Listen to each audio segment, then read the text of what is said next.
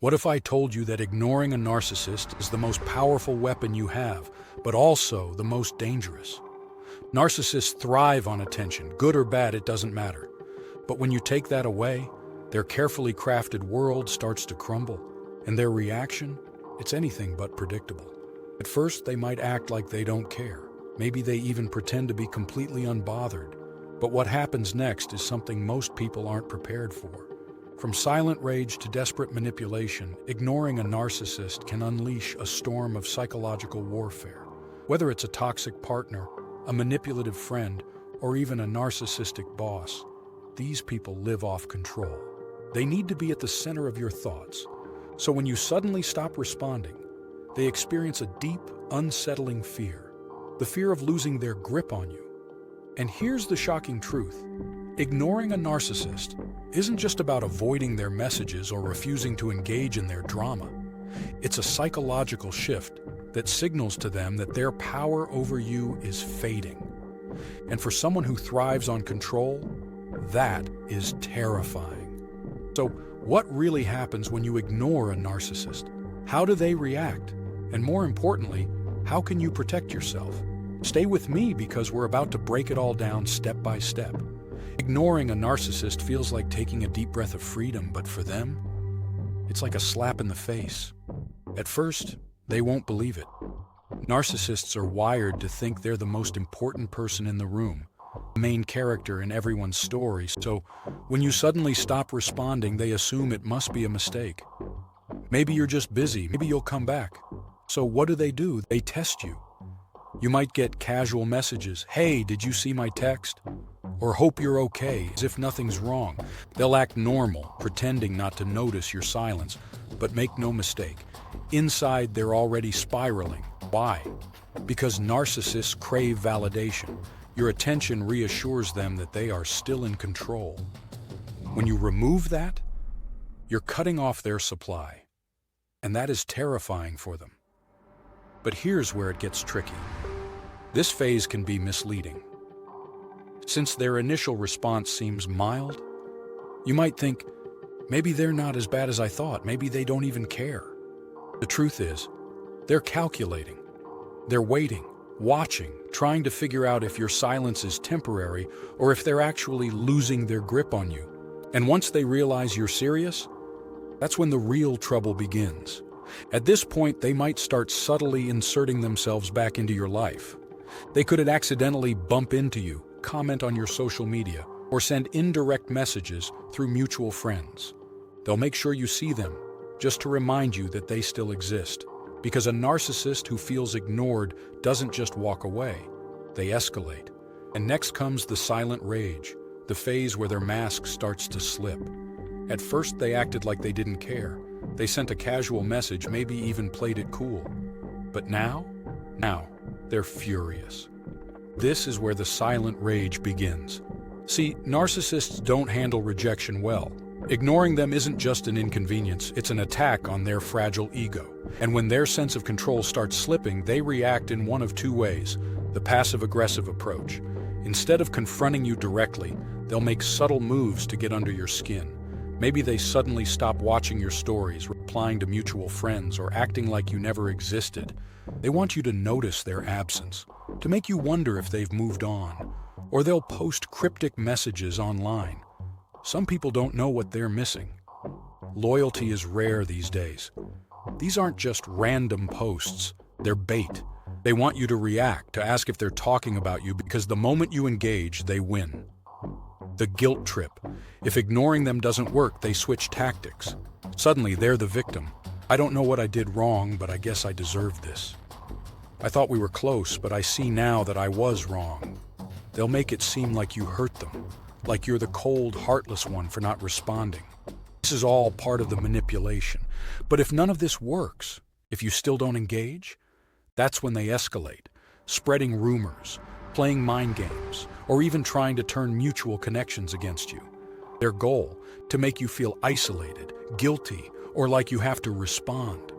And if that still doesn't work, that's when they enter the comeback attempt, where they shift from silent rage to desperate persuasion. At this point, the narcissist knows ignoring them isn't just a phase, it's a real threat to their control. And that's unacceptable. So what do? They launch the comeback attempt. This phase is all about one thing: getting you back under their influence. They'll use every trick in the book, manipulation, charm, even outright deception, to make you break your silence. If you had a romantic relationship with the narcissist, they might suddenly turn on the charm. Out of nowhere, you'll get a text: "I miss you. I can't stop thinking about you. You're the best thing that ever happened to me." They'll bring up old memories, send you gifts, or make big promises to change. It's all designed to reel you back in. But here's the reality: they don't miss you, they miss the control they had over you. If love bombing doesn't work, they'll switch to guilt. "I've been so depressed without you. I'm really struggling. I just need someone to talk to. I guess I was never that important to you after all." They want you to feel responsible for their well-being. But remember, narcissists don't want help. They want control. This is rare, but some narcissists will even say, "I know I messed up. I just want to make things right." Sounds genuine, right? But listen closely. Their apologies usually lack accountability. They say, "I'm sorry you feel that way," instead of taking real responsibility. It's not real regret, it's a strategy. And if none of this works, they panic. And that's when things take a dark turn, leading to the narcissistic meltdown. At this point, the narcissist has tried everything: passive aggressiveness, guilt-tripping, love bombing, even fake apologies. But if you still refuse to engage, that's when the mask completely falls off. This is the narcissistic meltdown, a full-blown, desperate attempt to regain control. When they realize they're losing their grip on you, their behavior becomes erratic, unpredictable, and sometimes even dangerous. If they can't get you back, they'll try to destroy your reputation. Suddenly, you'll hear rumors about yourself, things you never said, things you never did. They'll twist the truth, turn mutual friends against you, and play the ultimate victim. They'll say things like, "I don't know what happened. I tried so hard, but they just abandoned me.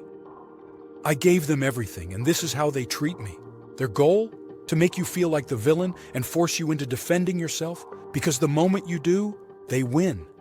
If the smear campaign doesn't work, they might go for direct confrontation, angry texts, sudden phone calls, even unannounced visits. They want to provoke you. Even a negative reaction means they still have control. They may insult you, guilt-trip you, or even make threats.